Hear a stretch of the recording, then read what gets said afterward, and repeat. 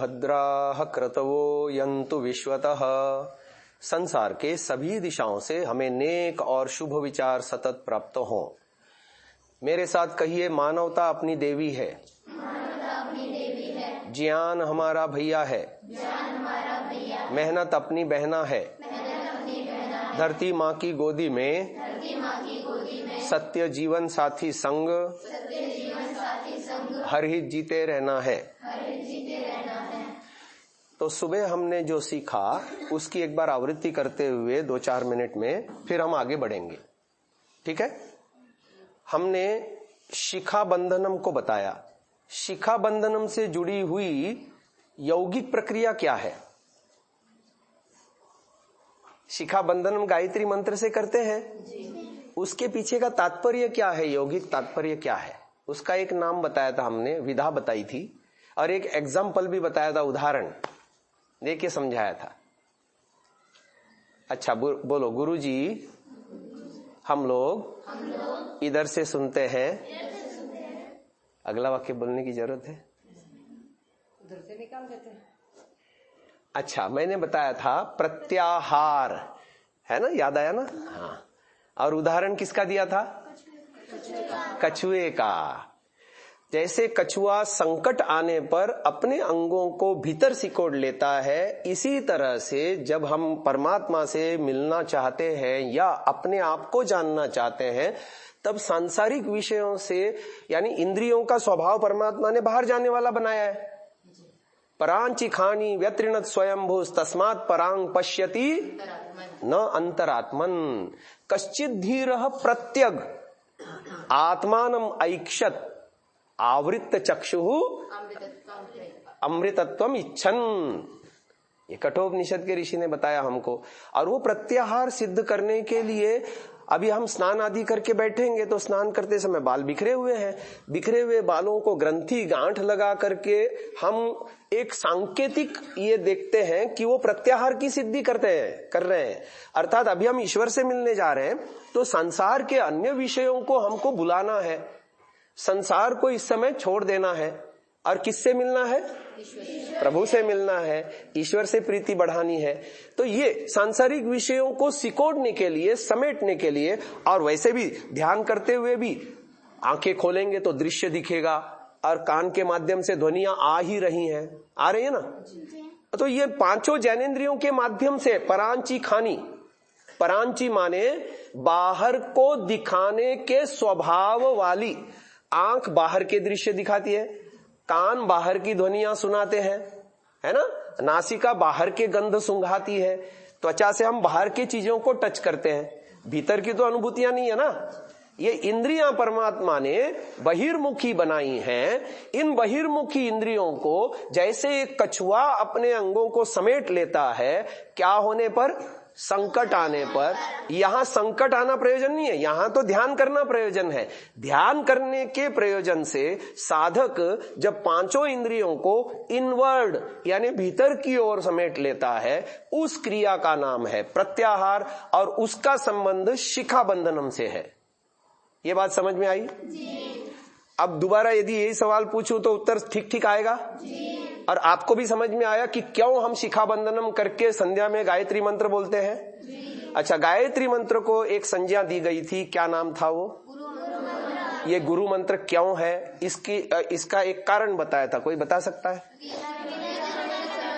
हाँ, वेदारंभ संस्कार में पहले ही दिन, the very beginning day of the school admission में पहले ही दिन आचार्य के द्वारा इसकी दीक्षा दी जाती है। केवल दीक्षा नहीं दी जाती, आचार्य पहले ही दिन उसको बाजू में बिठा करके एक एक मंत्र का एक एक पद और उसका अर्थ बताते हुए ध्यान करने की प्रक्रिया सिखाता है। इसलिए इसको गुरु मंत्र अथवा दीक्षा मंत्र कहते हैं। इतनी बात समझ में आई? अब गायत्री मंत्र में क्या क्या है? एक तो ओम है, फिर 3 महाव्याहृतियां हैं, और यजुर्वेद में यदि हम देखें, वैसे तो चारों वेदों में मंत्र आता है, लेकिन यजुर्वेद में तत्सवितुर्वरेण्यम से आता है मंत्र, है ना। तत्सवितुर्वरेण्यम में फिर आगे तत्सवितुर्वरेण्यम भर्गो देवस्य धीमहि धियो यो नः प्रचोदयात्। अच्छा, गायत्री मंत्र को रिलेट करते हुए, संबंध बताते हुए हमने अपने अस्तित्व में 3 विभाग बताए थे। कौन कौन से? भूलोक, अंतरिक्ष। अच्छा, उसको हमने 7 ऊर्जा केंद्रों में विभाजित किया था।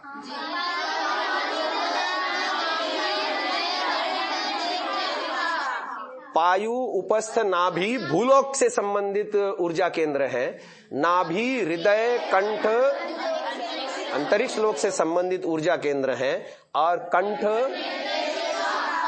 अच्छा ये आपने कहां से लिया? कुछ भी बात बोलते रहते हो, इसका प्रमाण क्या है? कोई पूछे तो क्या उत्तर दोगे? नाभ्या आसीत अंतरिक्षम शीर्ष्णो द्यौः समवर्तत पद्भ्याम भूमि ही श्रोत्रादिशः तथा लोका अकल्पयन्। चलो अब इतना तो समझ में आ गया। अब आगे बढ़ते हैं। ओंकार में कितने वर्ण हैं? 2 का विभाजन बताया था, कौन सा? एक स्वर और एक स्वर का संबंध किस विधा से है? ये संपूर्ण सृष्टि को हमने 2 भागों में विभाजित किया था, व्यक्त और। तो ये जो स्वर हैं 2 हैं और ये व्यक्त भी है। स्वयं राजन्ते इति अन्वक भवति इति। तो जो स्वर है वो किसको रिप्रेजेंट करते हैं? इन तीनों में से स्थूल और आकार किसको रिलेट करता है? और उकार। अपने अस्तित्व में स्थूल और सूक्ष्म का विभाजन बताइए।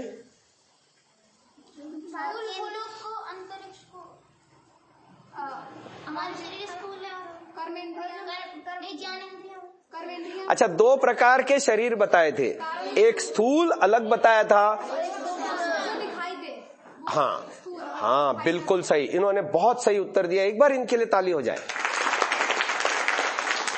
मुख्य लक्षण तो यही है, जिसकी फोटो खींचे, जिसकी वीडियो बन सके, जिसकी एक्सरे निकल सके, इसका नाम है स्थूल। जिसकी न फोटो निकल सके, न एक्सरे बन सके, और न जिसका, हाँ आजकल यंत्रों में नापा जाता है मानसिक विचारधारा को, पर वो लाक्षणिक होता है, मन की पिक्चर नहीं आती, वो तरंगों के माध्यम से नापते हैं। समझ में आए? तो मुख्य तो भेद यही है कि जिसकी फोटो न खींच सके, जिसकी एक्सरे न बन सके, जिसकी वीडियो न बनाई जा सके, उसका नाम है सूक्ष्म। और जिसकी फोटो खींच सके। अच्छा, मैंने इसमें एक मूलभूत अंतर बताया था स्थूल में और सूक्ष्म में। स्थूल में है और सूक्ष्म में नहीं है। चलो हिंट देता हूं, 2 चीजें बताई थी। इंद्रियां जो बाहर दिख रही है और ये गोलक जो अंदर सूक्ष्म। नहीं, ये वो नहीं है, पर बात सही आधी अधूरी है। कौन बताएगा? अच्छा मैं बता देता हूं। चलो, एक है लिंग निर्धारण। हाँ देखो, भूल गए थे ना, इसलिए ध्यान से क्या करना होता है। जब भी हम कोई प्रवचन सुनते हैं ना, एक संचिका रखनी होती है। सारी चीजें हम याद नहीं रख सकते ना, कोई चीज हम पहली बार सुनते हैं, तो उसको नोट डाउन करना सांकेतिक रूप में। अब बाद में बैठ करके नोट्स बनाना उसके। जो ऐसा कर पाता है उसको सारा प्रवचन अच्छे तरह से अवगत हो जाता है, और नहीं तो ऐसी छोटी मोटी बातें छूट जाती हैं जो हमने पहली बार सुनी और बाद में जब पूछा जाता है तो वो गायब। मेरा उद्देश्य यहाँ प्रवचन देना बिल्कुल नहीं है, मेरा उद्देश्य है प्रशिक्षण देना। इसलिए मैं प्रश्नोत्तर के माध्यम से यह सत्र चला रहा हूं, समझो इसको, ठीक है? अच्छा, तो लिंग निर्धारण का और जाति निर्धारण का संबंध किससे है? स्थूल से। उसी को हम कहेंगे आकार से, उसी को हम कहेंगे भू से, है ना? और सूक्ष्म से न लिंग निर्धारण का संबंध है और न क्यों? क्योंकि सूक्ष्म अस्तित्व हमको आदि सृष्टि में परमात्मा ने, और ये 2 अवस्थाओं में नष्ट हो सकता है। या तो जीवात्मा मोक्ष का साधन योगाभ्यास करके बीच सृष्टि में, कल्प के बीच में ही, अथवा प्रलय में ये नष्ट हो जाएगा। तब तक ये जीवात्मा के साथ बराबर चलता रहता है, और जब मृत्यु हो जाएगी उसकी, अगले शरीर में जाएगा। और कितना मजेदार है देखो, सूक्ष्म शरीर वही का वही है। मेंढक बनेगा तो उसके मस्तिष्क में ये जो मन, बुद्धि, चित्त, अहंकार और इंद्रियां है ना, मेंढक का सॉफ्टवेयर खुल जाएगा, है? पुरुष बनेगा तो पुरुषत्व के संस्कारों वाला सॉफ्टवेयर खुल जाएगा। स्त्री बनेगा, स्त्री वाला, वो चेंज नहीं होता, न मन चेंज हो रहा है, न बुद्धि चेंज हो रही है, न अहंकार चेंज हो रहा है, न चित्त चेंज हो रहा है। लेकिन जैसा जैसा बाहरी खोल मिला उसको, जिस प्रकार का, जिस लिंग का, जिस जाति का, वो सॉफ्टवेयर उसमें है ना। मजेदार। अब अंतर समझ में आया स्थूल और सूक्ष्म का। ये अ और उ के द्वारा अभिव्यक्त है। और मकार से क्या तात्पर्य बताया था? कारण में कितने पदार्थ हैं? कौन कौन से? ईश्वर, जीव और। अब आपको समझाता हूं, देखो, भू लेवल से ऊपर उठ करके भुवः लेवल को आरूढ़ होना है, भुवः लेवल को क्रॉस करके स्वः लेवल में स्थित होना है, और वहां परमात्मा से मिलना है और परमात्मा से दोस्ती करनी है। इसलिए हमने कहा संध्या का पहला मीनिंग क्या बताया था? ईश्वर से मिलना और उससे वार्तालाप करना। आपको इसका प्रमाण दूं? बोलो, पृथिव्याम अहम उत अंतरिक्षम आरुहम अंतरिक्षात दिवम आरुहम दिवो न कस्य पृष्ठात् स्वर ज्योतिरगामहम। है ना? ये मंत्र सारे याद होने चाहिए। आपको होमवर्क दिया जाता है ना, जो जो बात नहीं सुनने में आती है ढूंढो प्रमाण पुस्तकों में, आचार्य जी को पूछो, वो बताएंगे आपको। और ये सारे प्रमाण लिख लो और क्रमशः कंठस्थ करते जाना। बहुत काम आने वाले हैं, जीवन में काम आने वाले हैं, पल पल में काम आने वाले हैं, हर कहीं काम आने वाले हैं। पृथ्वी लोक से मैं ऊपर उठ रहा हूं, अंतरिक्ष लोक पर चढ़ रहा हूं, अंतरिक्ष से भी मैं ऊपर उठ रहा हूं, द्युलोक पर मैं चढ़ रहा हूं। द्युलोक में उसके समीप में स्वर लोक है, आनंद लोक है, उसमें मैं ईश्वर के साथ समागम होकर के दिव्य ज्योति को प्राप्त हो रहा हूं। कितनी सुंदर संकल्पना है, और शब्द कितने स्पष्ट हैं, सशक्त हैं। ये है साधना। हम तो अपने स्थूल शारीर अवबोध से ही बाहर नहीं निकल पाते, जबकि वेद ने स्पष्ट कहा था, न तू कुमार है, न तू स्त्री है, न तू पुरुष है, न तू बूढ़ा है, न तू काला है, न तू गोरा है, तू तो आत्मा है। अब वो आत्म तत्व को जानने की चेष्टा हमने कभी की ही नहीं। और ये करने के लिए साधना करनी है, ये करने के लिए संध्या करना है, ये करने के लिए संसार से टूटना है, अपने आप से जुड़ना है। मैंने 3 चीजें भूलने के संदर्भ में बताई थी। क्या बताया था? भूल जा,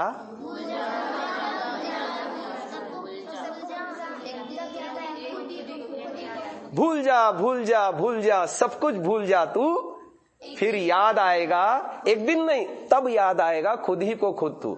अब बैठा है ध्यान करने, ओम भूर्भुवः स्वः, और वो सोच रहा है आज शाम को क्या भोजन मिलना है, उसने मेरे को ऐसा किया था, उसको ये वस्तु देनी है ना, किचन में वो काम निपटाना है, मेरे से झाड़ू ठीक से नहीं लगी थी, या दूसरी कोई झाड़ू गलत लगा रही थी, मैं उसने कैसी गलत झाड़ू लगा रही थी, सारा विचार चल रहा है उसका।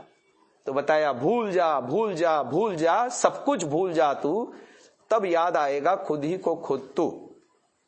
जब विचारों का बांध दृढ़ करके बांध देते हैं, तो जहां वो नीचा होता है वहां पर जाकर के, यानी ईश्वर में जाकर के स्थित हो जाता है। ऋषि दयानंद का लेख है। तो अब आपको आगे ले चलते हैं। सुबह मैंने आपको गायत्री मंत्र की धारणा, ध्यान, समाधि सिखाई। कोई बता सकता है कैसे करेंगे धारणा? अच्छा, धारणा माने क्या? धारणा को एक विशिष्ट नाम दिया था मैंने, वो तो आप पतंजलि की बात बता रहे हैं, मैंने क्या बताया था? एक उदाहरण के साथ बताया था। हाँ, इनके लिए ताली बजाओ। फोकसिंग की बात बताई थी, है ना? शिखाबंधनम प्रत्याहार का उदाहरण हो गया। ऐसे ही फोकसिंग माने धारणा, देशबंधस चित्तस्य धारणा। अपने वृत्ति मात्र से शरीर के अंदर कोई भी स्थान। अच्छा, महर्षि दयानंद जी ने जो बताया था वो भी मैंने बताया था सत्यार्थ प्रकाश के 7वें समोल्लास में। नाभि प्रदेश, हृदय, कंठ, नेत्र, शिखा अथवा ना ऋषि दयानंद, हाँ, पीठ के मध्य हाड़ में, ये ऋषि दयानंद के शब्द हैं। ये पुस्तक सबको मिल गई? एक मुझे भी दीजिए प्रति। तो मैं उसमें आपको बता सकता हूं कि कौन से पृष्ठ पर क्या है। हाँ, तो इसमें देखो पहले ही 2 पृष्ठ निकालिए, उसमें शुरू में ही पेज नंबर 4 पे दिया हुआ है, जब उपासना करना चाहे, ये बोल्ड अक्षरों में दिया है, तब एकांत शुद्ध देश में जाकर आसन लगा, प्राणायाम कर, बाह्य विषयों से इंद्रियों को रोक। ये प्रत्याहार की बात हो गई, क्योंकि ईश्वर अणोरणीयान, इसलिए ईश्वर की धारणा अनंत तक बनेगी, सूक्ष्म से लेके स्थूलतम तक, ठीक है ना। और भू की धारणा कहां कहां बनेगी? पहले 3 निचले चक्रों में एक साथ कहां बनेगी? पायु उपस्थ। भुवः की कहां बनेगी धारणा? कंठ। और स्वः की कहां बनेगी? यहां तक बनेगी। और फिर अगले एक एक शब्दों को एक एक ऊर्जा केंद्र में पिरोते हुए जाना है। तत् सवितुर्वरेण्यम भर्गो देवस्य धीमहि धियः यः नः, यहां हृदय तक आता है।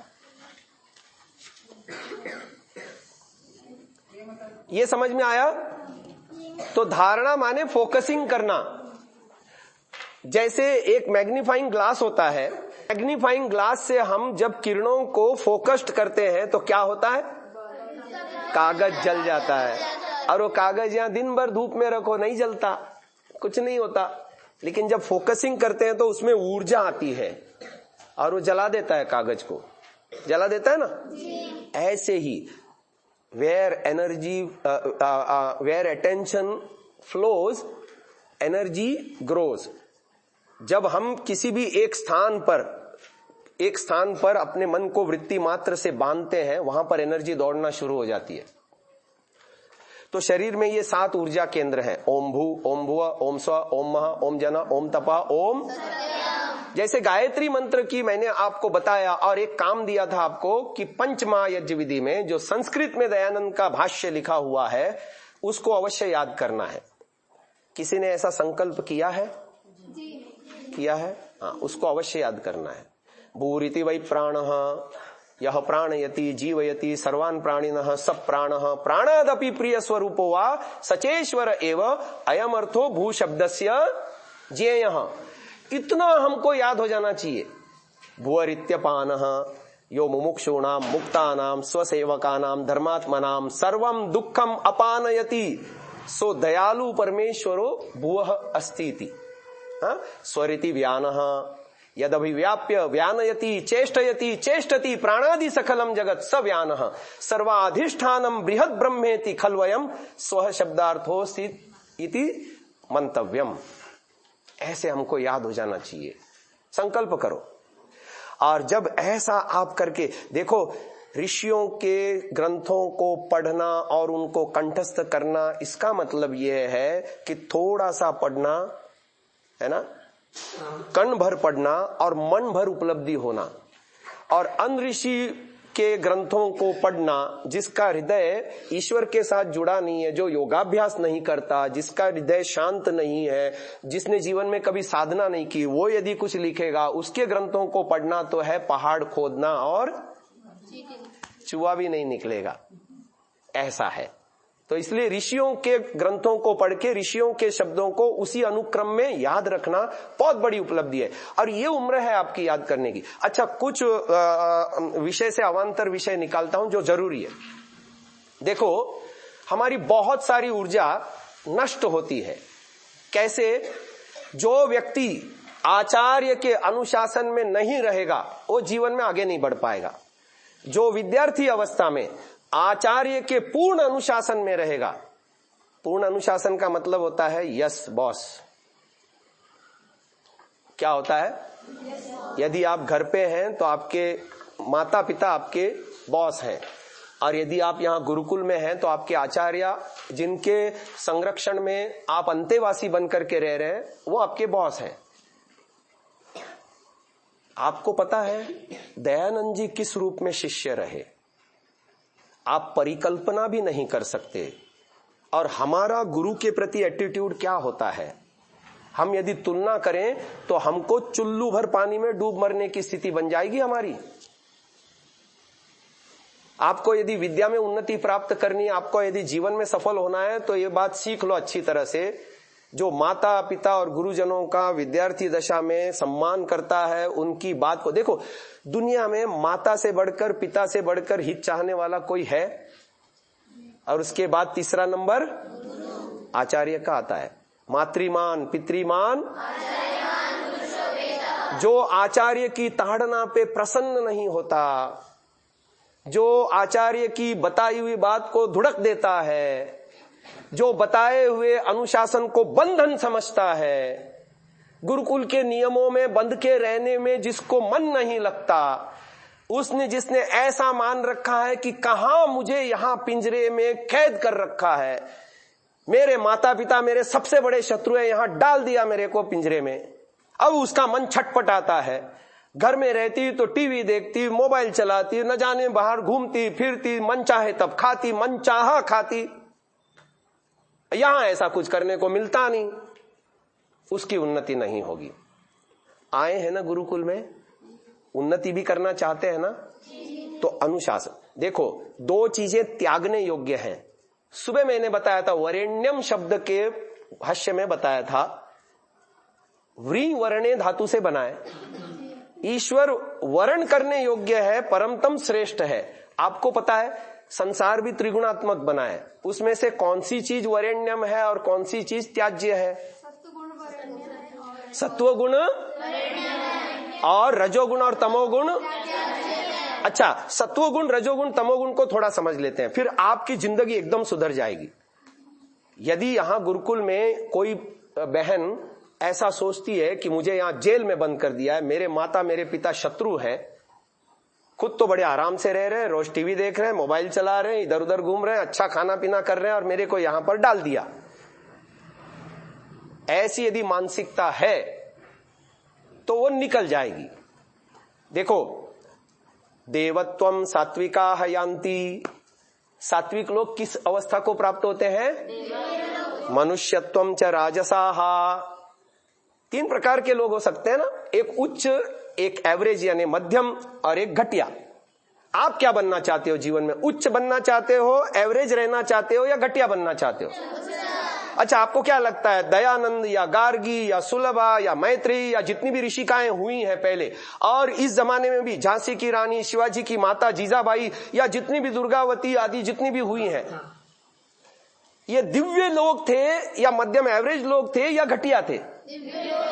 आज इनकी पूजा हो रही है ना, आज इनके पुतले बने हुए हैं ना, इनके मंदिर बने हुए हैं ना, लोग इनको अनुकरणीय मानते हैं ना।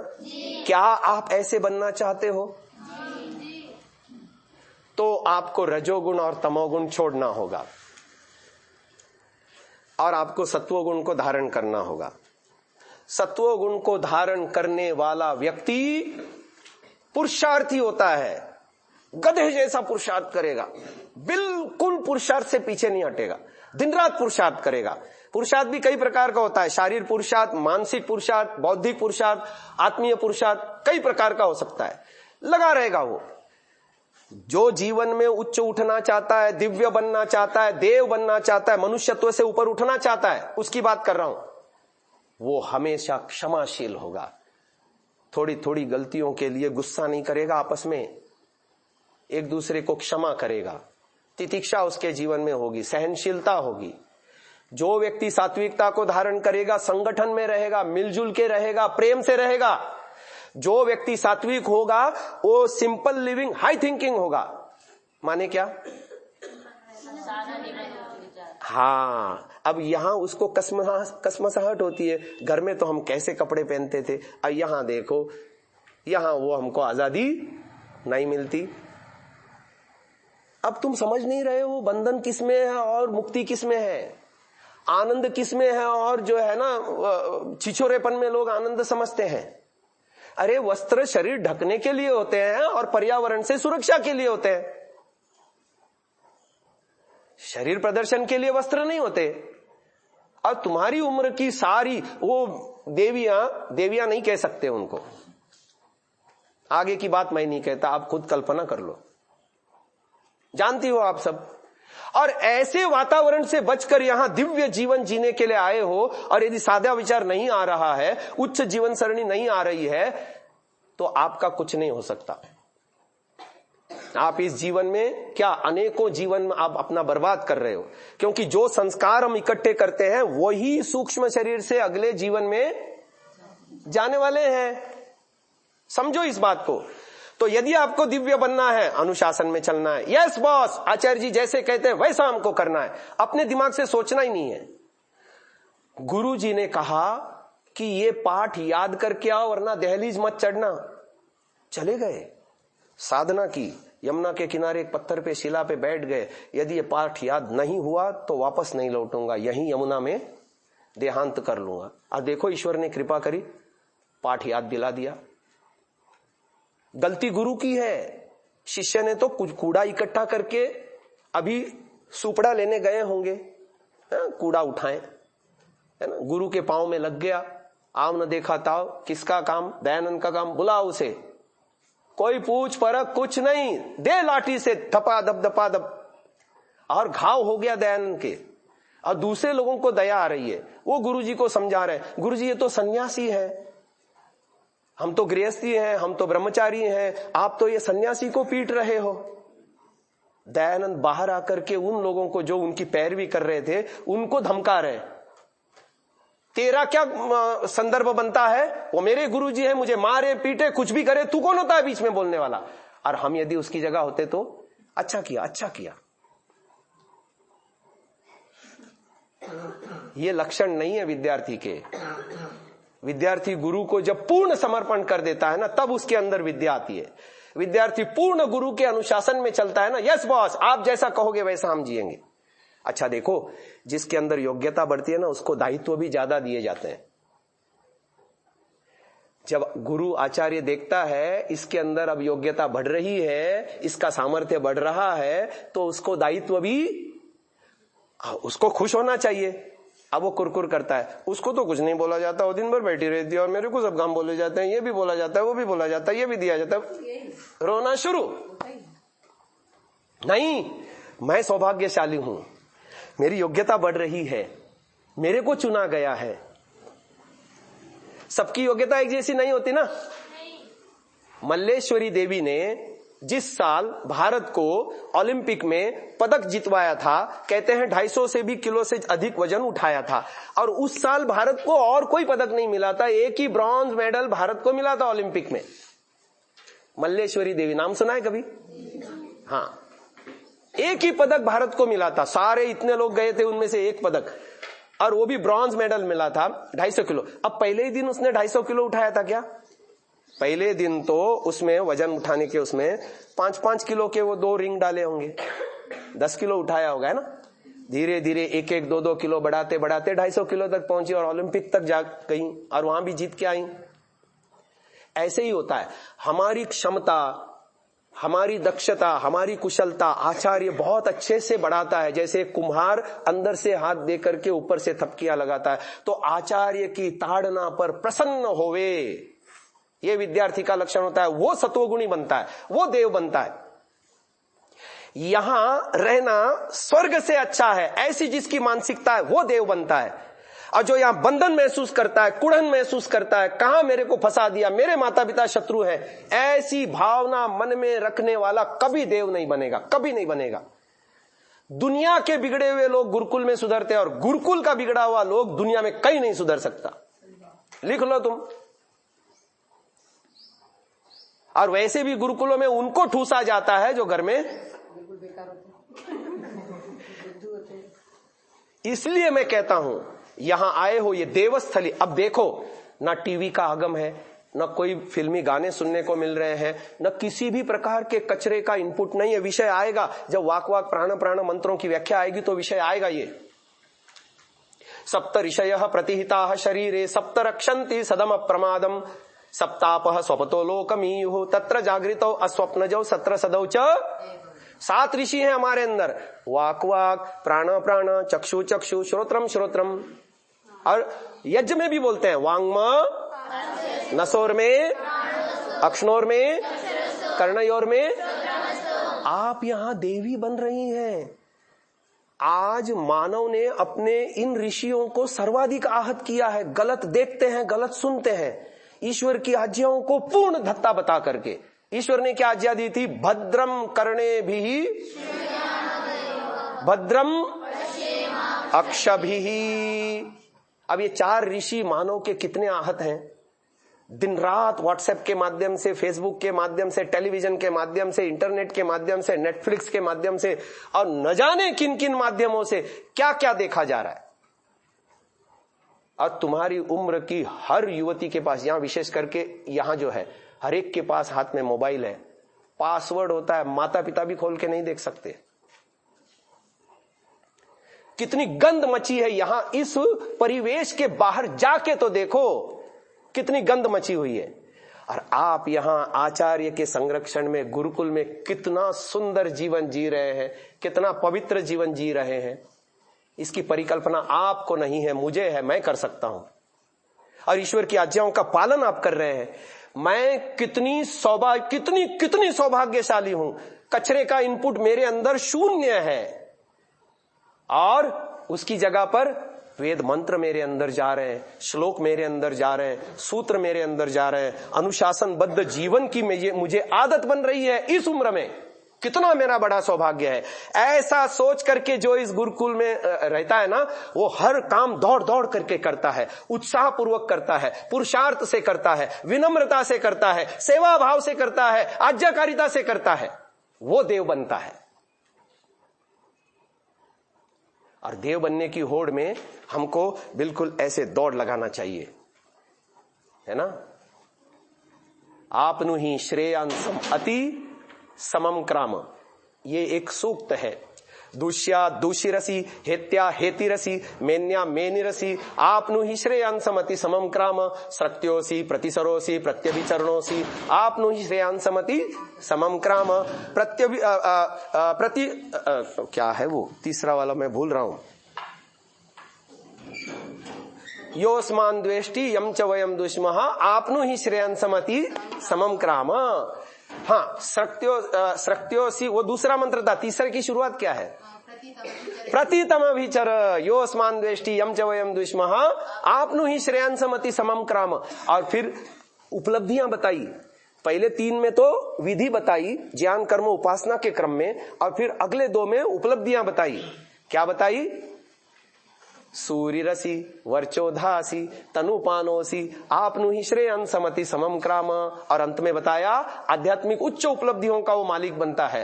क्या बताया? शुक्रोसी भ्राजोसी स्वरसी ज्योतिरसी, जिसकी संकल्पना अभी मैंने बताई। पृथिव्याम हम उत अंतरिक्षम आरुहम, अंतरिक्षा दिवम आरुहम, दिवो नाकस्य पृष्ठात् स्वर ज्योतिरगाम हम। तो वो शुक्रोसी भ्राजोसी स्वरसी ज्योतिरसी। अब वो सारी उपलब्धियां जो वेद ने बताई हैं ऐसी ही जाएंगी?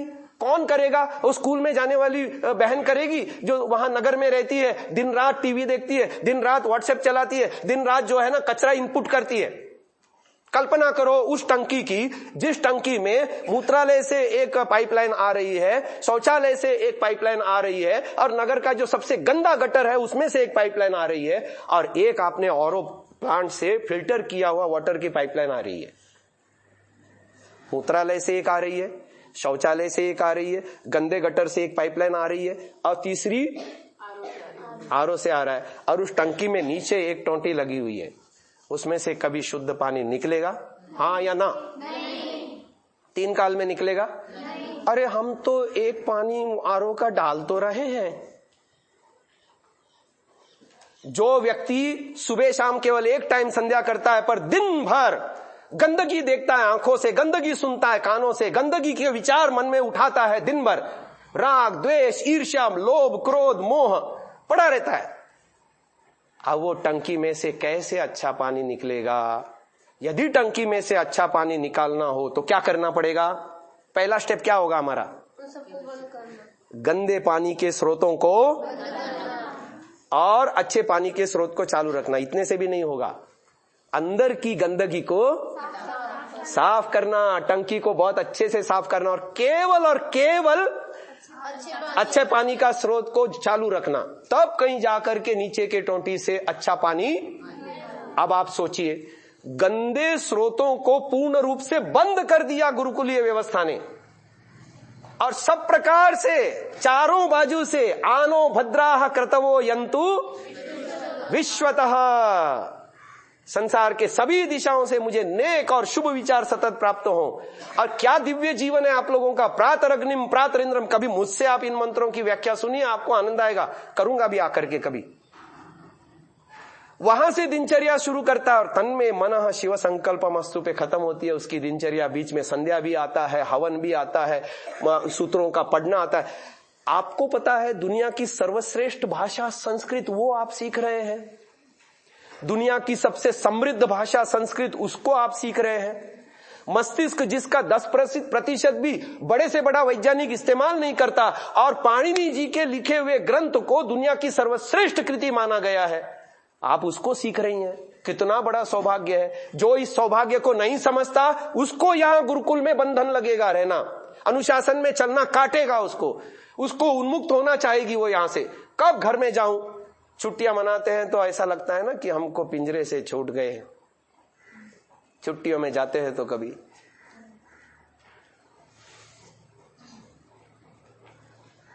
ऐसा होना चाहिए, माताजी पिताजी आप बिल्कुल मत आओ, मैं घर में ही नहीं आऊंगी। होना तो ये चाहिए। पर ये तब होगा जब मैं जिस भावना से आपको बता रहा हूं कि दिव्यत्व क्या है, राजसिकता क्या है, तामसिकता क्या है। अब चलो राजसिकता तामसिकता की भी बात कर लेते हैं। ये तो हो गई सात्विकता की बातें। पुरुषार्थी होना, विनम्र होना, सेवाभावी होना, अनुशासित होना, मातृ पितृ आचार्य भक्त होना, और फिर राष्ट्र के प्रति बलिदान की भावना होना, है ना, आपस में मिलजुल कर रहना, संगठन में रहना, एक दूसरे की गलतियों को क्षमा करना, सहन करना, है ना। ये तो हो गए सात्विकता के भाव। अब राजसिकता के भाव। राजसिक व्यक्ति चंचल होता है। कैसा होता है? चंचल होता है। उधर गंभीरता है, इधर चंचलता है। दूसरा, राजसिक व्यक्ति राग द्वेष में पड़ा होता है। खाने के मामले में, खाने पीने के मामले में चटोरा होता है। चटोरा किसे कहते हैं? स्वाद के लिए जीने वाला। एक होता है जीने के लिए खाना, और एक होता है खाने के लिए जीना। पेटू, क्या करूं, कंट्रोल नहीं होता। ऐसे लोग मिलते हैं ना। अब मेरे को प्रतिष्ठा हो गया है, जुकाम हो गया है, क्या करूं, कंट्रोल नहीं होता। दौड़ लगाऊंगा मैं आइसक्रीम की दुकान पर, क्या होगा मेरी प्रतिष्ठा का? समझ में आ रही बात? चटोरापन, इंद्रिय लोलुपता, चंचलता और राग द्वेषी। अच्छा, एक और मुख्य लक्षण है रजोगुण का, स्वार्थी होना। केवल मेरा भला हो, सारे सुख मुझे मिले, कष्ट मुझे जरा भी ना मिले।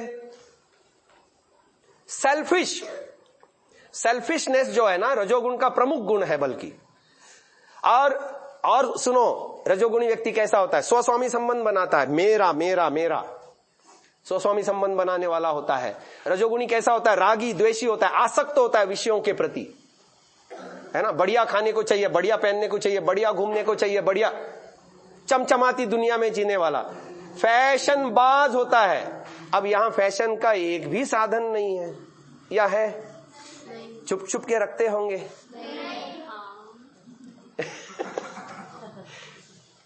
लेकिन मन तो करता है ना।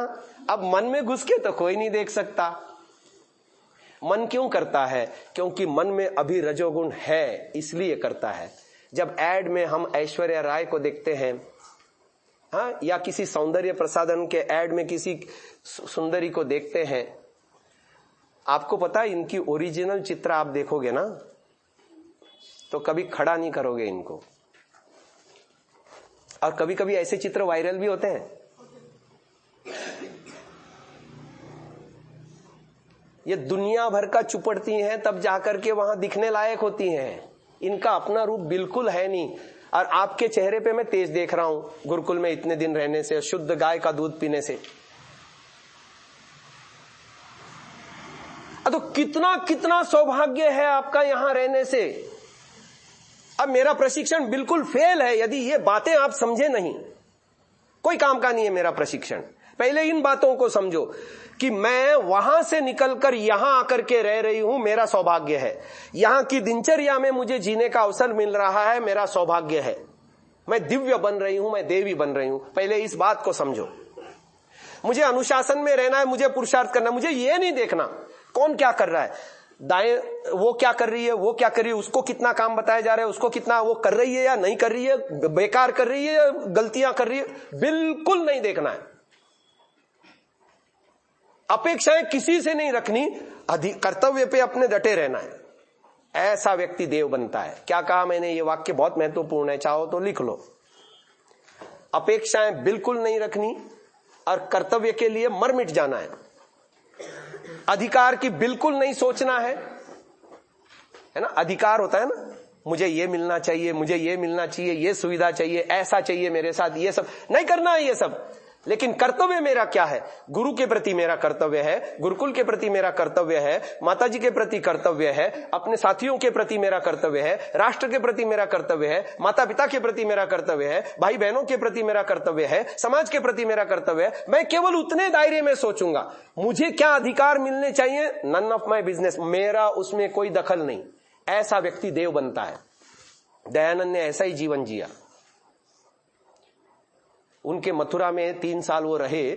आप उनके जीवन को देखो, गुरु के प्रति उनके व्यवहार को देखो, अन्य लोगों के प्रति व्यवहार को देखो। यमुना में जाते थे पानी भरने के लिए और वापस आते थे, लोगों ने उनके विषय में बताया कि कभी नजरें उठा करके आप देखो तो सही। ये महापुरुषों के जीवन चरित्रों को इसीलिए पढ़ना चाहिए कि हमारे अंदर भी वो दिव्यता, देवत्व आए। अच्छा चलो फिर से विषय पर आता हूं। सुबह मैंने आपको गायत्री मंत्र की धारणा, ध्यान, समाधि की बात प्रैक्टिकली बताई, ठीक है। और एक साधना, मैंने एक और साधना आपको कराई थी, कौन सी? हाँ, तो उसमें हमने जप किया था। जप की 3 बातें बताई थी। कौन बताएगा जप की 3 बातें? शब्द का उच्चारण, अर्थ का चिंतन। जैसे मैंने 3 का विभाजन बताया, भू भुव स्वः, स्थूल सूक्ष्म कारण, ऐसे ही मैंने 5 का विभाजन बताया था। वो विभाजन क्या है? अन्न। शरीर में इसके प्रतिनिधित्व करने वाले केंद्र कौन कौन से? अन्न का कौन सा है? नाभि। प्राण का? मन का। और अब पुस्तक खोलिए। अच्छा, मैंने सुबह बताया था विवेक शब्द किस धातु से बना है? विचिर पृथक भावे। कौन से गण में है? कितने नंबर पे है? 7वें नंबर पे है। किसी ने धातु पाठ कंठस्थ किया है? हाँ, 7वें नंबर पे है ना। कितने नंबर पे है? 7वें नंबर। बोलो एक बार शुरू से। रुधिर 3 4, हाँ 5वें नंबर पे है। 5वें नंबर पे, मैं गलत बोल गया तो देखो। हाँ, और युजिर योगे 7वें नंबर पे है। हाँ, मेरे अभी दिमाग में थोड़ा सा कंफ्यूजन हो गया। इसके बाद छठा क्या था? विचिर पृथक भावे के बाद क्या था? हाँ, और उसके बाद है युजिर, वो 7वें नंबर पे है। तो 5वें नंबर पे है विचिर पृथक भावे। पृथक पृथक एनालिसिस करना। मेरा अन्नमय अस्तित्व अलग है, प्राणमय अस्तित्व अलग है, मनोमय अस्तित्व अलग है, विज्ञान में अस्तित्व अलग है और आनंदमय अस्तित्व। और ऋषि दयानंद ने इसको सत्यार्थ प्रकाश के 7वें समोल्लास में ये पूरा सिलेबस दिया है ध्यान का। मुक्ति के विशेष साधन, एक्चुअली ये सिलेबस है, साधकों का सिलेबस है। और इसको ज्यों का त्यों कंठस्थ करना चाहिए, हमको होना चाहिए। क्या लिखा है वहां पर तो मैंने यहाँ संक्षेप में दिया है। उसमें से अनावश्यक बहुत सारे शब्दों को छोड़ करके, क्योंकि मुझे पुस्तक बहुत छोटी बनानी थी, तो मैंने केवल संक्षेप में दिया है। तो ऋषि दयानंद क्या लिखते हैं? प्रथम साधन विवेक, अर्थात पृथक पृथक जाने। वहां ये लिखा है शब्द ऋषि दयानंद ने, और वो विचिर पृथक भावे धातु से निकल के आया अर्थ। क्या पृथक पृथक जाने? सत्यासत्य, धर्माधर्म, कर्तव्य कर्तव्य, इसका निश्चय करे। क्या सत्य है, क्या असत्य है। देखो, गुरुकुल में रहते हुए मुझे रो रो करके नहीं रहना है, आनंद पूर्वक, आह्लाद पूर्वक रहना है। ये सत्यासत्य को हमने जाना इस शिविर में, इस प्रवचन के माध्यम से। यहां रहते हुए मैं बाहर के झंझावातों से और गंध से बिल्कुल बची हुई हूं, यह सत्यासत्य हमने जाना, धर्माधर्म हमने जाना, तो यहां रहना आपको बंधनमय नहीं लगेगा। जब इस गुरुकुलीय शिक्षा पद्धति को, इसके महत्व को, जो आपको ये फैक्ट्री है यहां देव बनाने की, इसके अंतर्गत आप अपने आप को समिधा बनाओगे। समिधा क्या होती है, इसके लिए एक मंत्र मैं बताता हूं, कंठस्थ सबको आना चाहिए, कल इसकी व्याख्या करूंगा। बोलिए, इयम समित पृथ्वी द्यौर्द्वितीयो उत अंतरिक्षम समिधा प्रीणाति ब्रह्मचारी समिधा मेखलया श्रमेण लोकांस तपसा विपर्ति। तो अपने आप को समिधा बनानी है। जो विद्यार्थी अपने आप को समिधा बनाएगी ना, उसके पास शिकायत करने के लिए कोई जगह ही नहीं है। अब वैसे भी यज्ञ में 3 प्रकार की समिधाएं, 3 समिधाएं घी लगा करके समर्पित करते हो ना।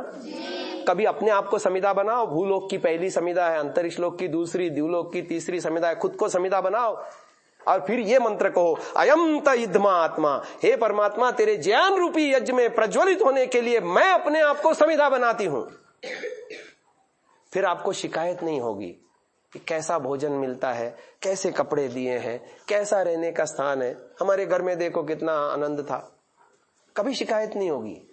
समिधा नहीं बनाते हो इसलिए शिकायत है, समिधा नहीं बनाते हो इसलिए अनुशासन में नहीं चलते हो, समिधा नहीं बनाते हो इसलिए आज्ञाकारी नहीं होते हो, समिधा नहीं बनाते हो इसलिए हर चीज में आपकी शिकायत है। समिधा तो बनाओ अपने आप को।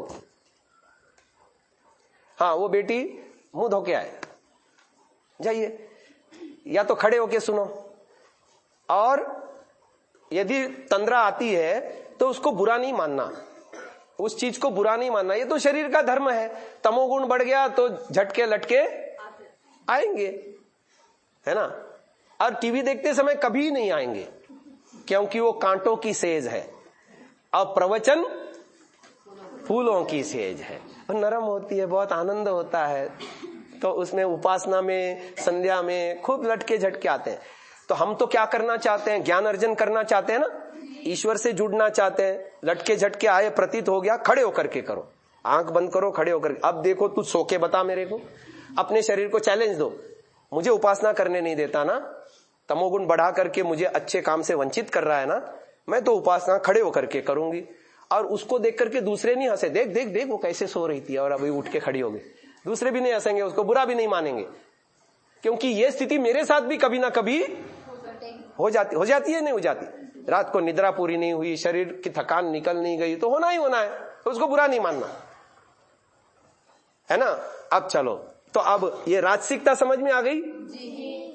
राजसिकता वाले व्यक्ति चंचल होते हैं, राजसिकता वाले व्यक्ति चटोरे होते हैं, राजसिकता वाले व्यक्ति इन स्वार्थी होते हैं, इंद्रिय लोलुप होते हैं, राजसिकता वाले व्यक्ति असहिष्णु होते हैं, थोड़ी थोड़ी बात पर बिगड़ जाते हैं, ऊंची आवाज में बात करते हैं, जहां थोड़ी प्रतिकूलता आई गुस्सा आता है उनको। अच्छा, गुस्सा आता है आप लोगों को? ऊंची आवाज में बात करते हैं, कभी किसी को आंखें दिखाते हैं, गुरुजनों को भी कभी कभी दिखाते हैं। अच्छा, फिर तो अच्छा है। आप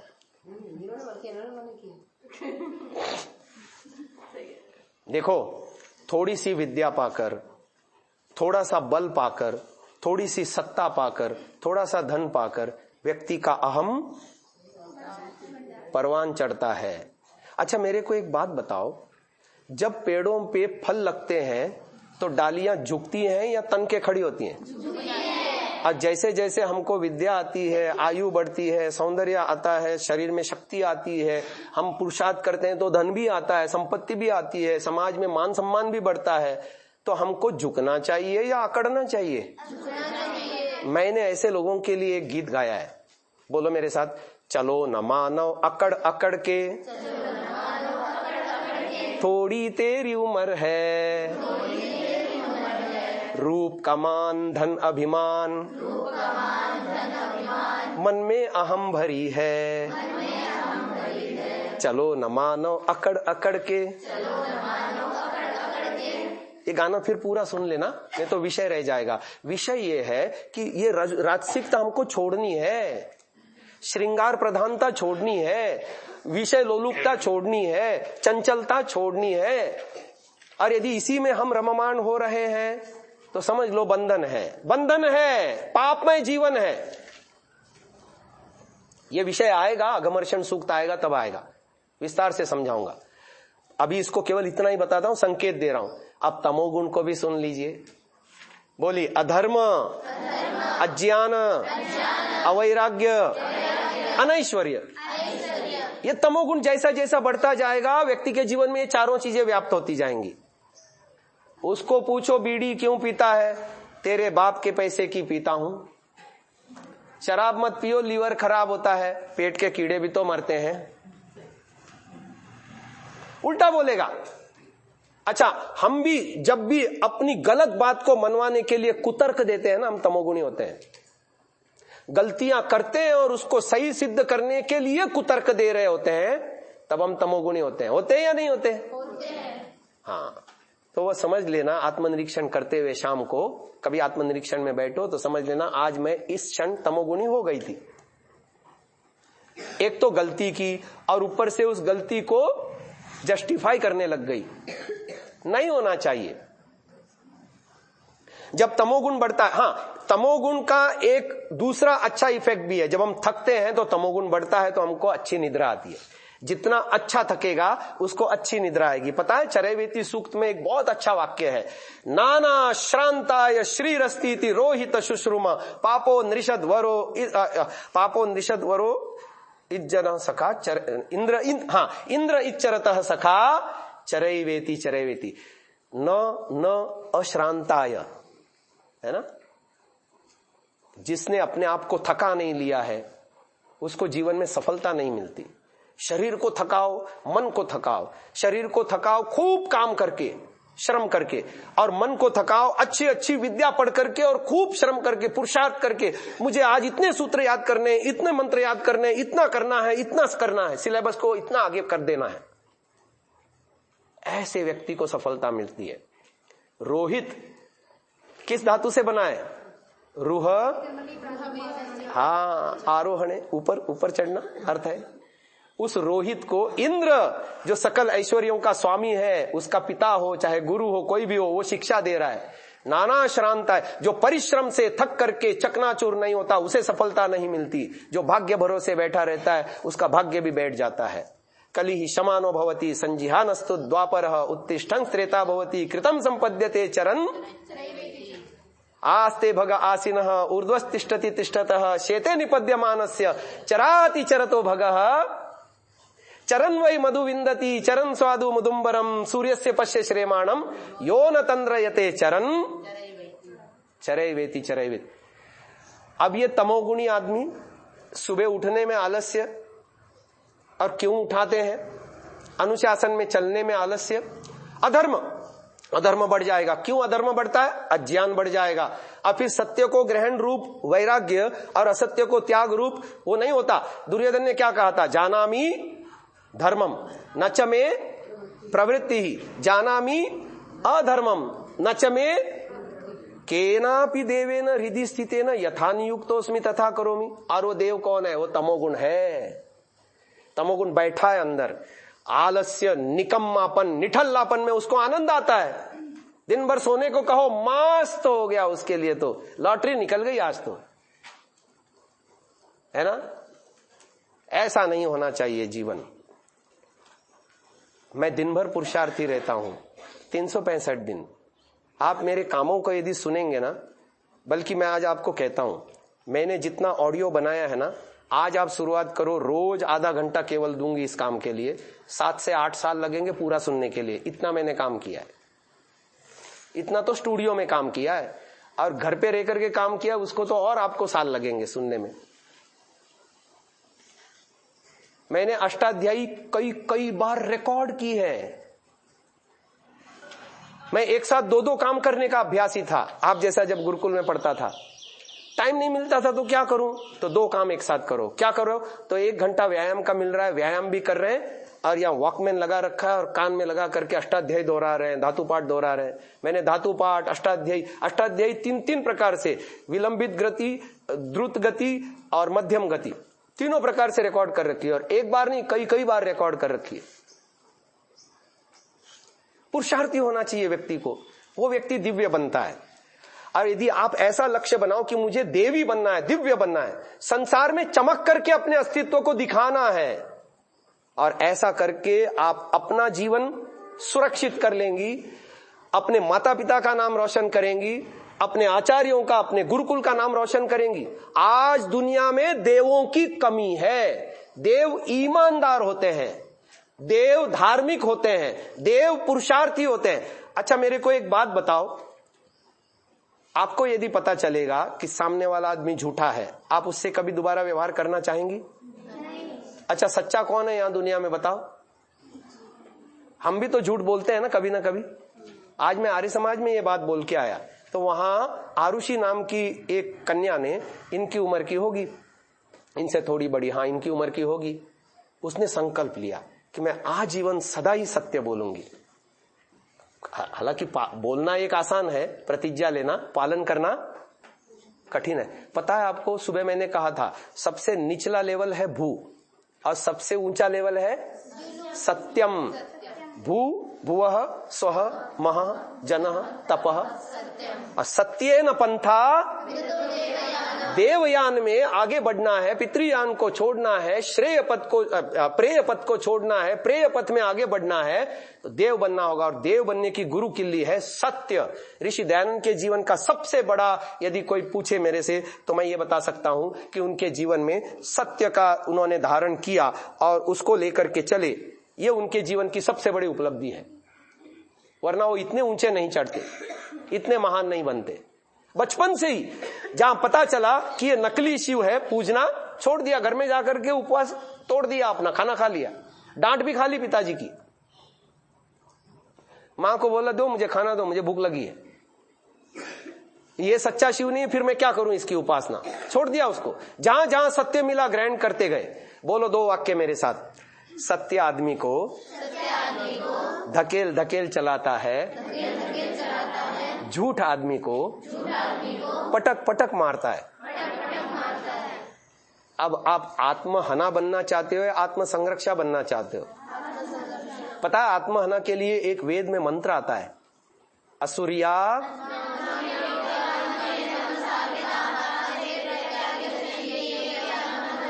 इसकी अर्थापत्ति क्या हो सकती है? हालांकि ये कोई वेद मंत्र नहीं है, मैं अर्थापत्ति सुना रहा हूं।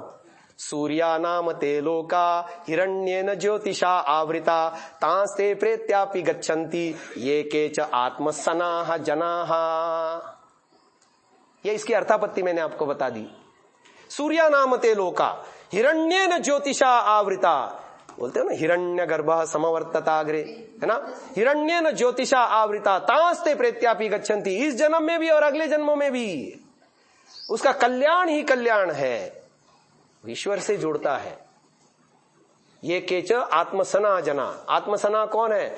मनसी एकम वचसी एकम कर्मणि एकम महात्मनाम मनसी अन्यद कर्मणि अन्यद। ये दुरात्मा लोग आत्महना है, मन में कुछ, वाणी में कुछ, आचरण में कुछ। तो चलिए, तो ये बात मैंने आपको बताने की चेष्टा की। अब आता हूं विषय पे। इसकी मैं एक बार ये क्लिप बदल देता हूं।